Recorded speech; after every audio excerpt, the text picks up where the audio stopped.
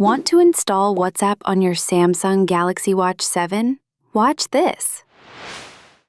Swipe up from the watch face to access the app menu. Open the Google Play Store app. From Recommendations, check if WhatsApp is available and select it.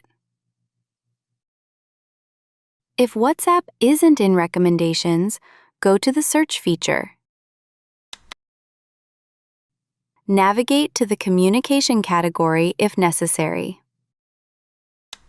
Tap the search bar and enter WhatsApp.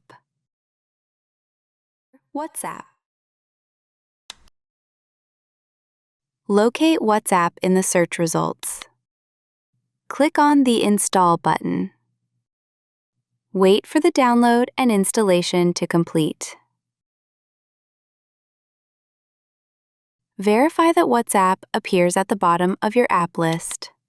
And that's it. Subscribe for more tech tips.